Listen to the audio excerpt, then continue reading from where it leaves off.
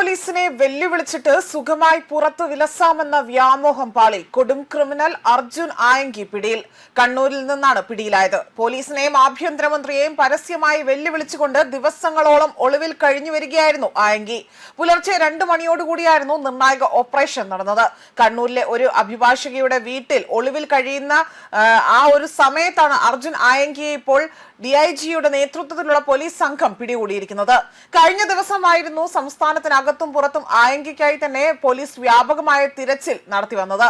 തൃശൂർ മുതൽ അതിർത്തി പ്രദേശങ്ങൾ വരെ അന്വേഷണ സംഘം നിരീക്ഷണം ശക്തമാക്കിയിരുന്നു.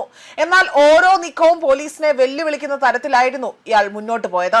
വാഹനങ്ങൾ മാറി മാറി തന്നെ ഉപയോഗിച്ചു. മൊബൈൽ ഫോൺ ലൊക്കേഷൻ അവിടെ വഴിതെറ്റിച്ചു വിട്ടു. ഒടുവിൽ അവിടെ ഇത്തരത്തിൽ സോഷ്യൽ മീഡിയയിലൂടെ തന്നെ വലിയ രീതിയിൽ പ്രകോപനകരമായ പോസ്റ്റുകളാണ് പങ്കുവച്ചിരുന്നത്. ഇങ്ങനെ അന്വേഷണ സംഘത്തെ കബളിപ്പിച്ചുകൊണ്ട് ദിവസങ്ങളോളം മുന്നേറിയ ആയങ്കിയുടെ ഒളിവ് ജീവിതത്തിനാണ് ഇപ്പോൾ ഒടുവിൽ കണ്ണൂരിൽ തിരശീല വീണിരിക്കുന്നത്. ഏറ്റവും ശ്രദ്ധേയമായ ഒളിവിൽ അവിടെ കഴിയുമ്പോഴും അവിടെ പോലീസ് തന്നെ പിടികൂടട്ടെ എന്ന വെല്ലുവിളി ഉയർത്തിക്കൊണ്ട് സോഷ്യൽ മീഡിയയിൽ സജീവമായിരുന്നു എന്നതാണ്. പോലീസ് പിന്നാലെ ഉണ്ടെന്ന് അറിഞ്ഞിട്ട് പോലും പ്രകോപനകരമായ പോസ്റ്റുകൾ തുടർന്നിരുന്നു. അന്വേഷണ സംഘം ഇതിനിടെ തന്നെ ഇയാളുടെ സോഷ്യൽ മീഡിയ അക്കൗണ്ടുകളും നിരീക്ഷിച്ചു വരികയായിരുന്നു. പോസ്റ്റുകൾ ആയങ്കി തന്നെയാണോ ഇടുന്നതെന്നും മറ്റാരെങ്കിലും ഈ അക്കൗണ്ട് കൈകാര്യം ചെയ്യുന്നുണ്ടോ എന്നതും പരിശോധിച്ചു വന്നിരുന്നു. ഇപ്പോൾ 3 കേസുകളാണ് അർജുൻ ആയങ്കിക്കെതിരെ തന്നെ നിലവിലുള്ളത്. കേസുമായി ബന്ധപ്പെട്ട തുടർ നടപടികൾക്കായി തന്നെ ഇയാളെ എറണാകുളത്തേക്ക് കൊണ്ടുവരും. പോലീസിന്റെ കണ്ണുവെട്ടിച്ചുകൊണ്ട് ദിവസങ്ങളോളം ഒളിവിൽ കഴിഞ്ഞ ഒരാൾ ഒടുവിൽ പുലർച്ചെ നടത്തിയ രഹസ്യ നീക്കത്തിലാണ് പിടിയിലായിരിക്കുന്നത്. സോഷ്യൽ മീഡിയയിലെ വെല്ലുവിളികൾക്ക് പിന്നാലെ തന്നെ പോലീസ് വേട്ടയാടിയ ഒളിവിലെ പ്രതി ഒടുവിൽ പിടിയിലായി അല്ലെങ്കിൽ വലയിലായി എന്നതാണ് ഇപ്പോൾ വ്യക്തമാകുന്നത്. അർജുൻ ആയങ്കിയുടെ ഒളിവ് ജീവിതത്തിന് പിന്നിൽ ആരൊക്കെ ഉണ്ടായിരുന്നു? ഇയാൾക്ക് അഭയം നൽകിയവർ ആരൊക്കെയാണ്?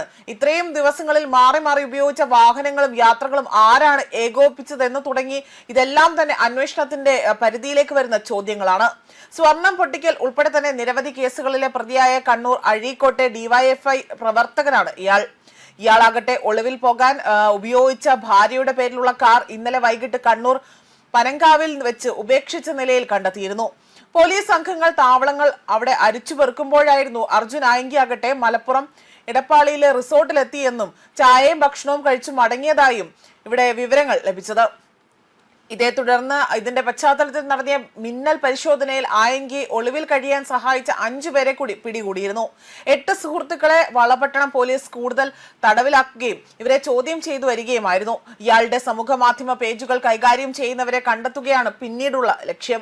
സോഷ്യൽ മീഡിയ പോസ്റ്റുകൾ ഇയാളാണോ അല്ലെങ്കിൽ മറ്റാരെങ്കിലും ആണോ ഇടുന്നതെന്ന സംശയമടക്കം പോലീസ് ഉന്നയിച്ചിരുന്നു. സംസ്ഥാനത്ത് ആകെ തന്നെ ആയങ്കിക്കെതിരെ തന്നെ 23 കേസുകൾ രജിസ്റ്റർ ചെയ്തതായി തന്നെ വ്യക്തമാക്കുന്നു.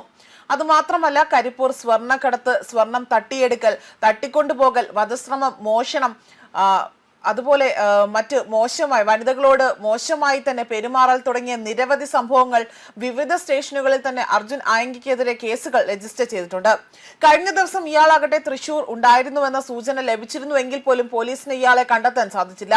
ഒടുവിൽ ആയങ്കിയുടെ സഹോദരൻ അഖിലിനെ പോലീസ് കസ്റ്റഡിയിലെടുക്കുകയാണ് ഉണ്ടായത്. മാത്രമല്ല പാലക്കാട്ടും തിരച്ചിൽ വ്യാപകമാണെങ്കിൽ പോലും ഒരു ഫലവും അവിടെ നിന്നും ഉണ്ടായില്ല. പോലീസ് തിരച്ചിൽ നടത്തുന്ന സമയത്ത് തന്നെ താൻ ഇന്നയിടത്തുണ്ട് എന്ന് സമൂഹ മാധ്യമങ്ങളിലൂടെ ഇയാൾ അവകാശപ്പെടുകയും ചെയ്തെങ്കിലും പോലീസിന് കണ്ടെത്താൻ സാധിച്ചിരുന്നില്ല. ഒടുവിലാണ് ഇയാൾ ഇപ്പോൾ കണ്ണൂരിൽ നിന്നും പിടിയിലായിരിക്കുന്നത്. ന്യൂസ് ഡെസ്ക് കർമ്മ ന്യൂസ്.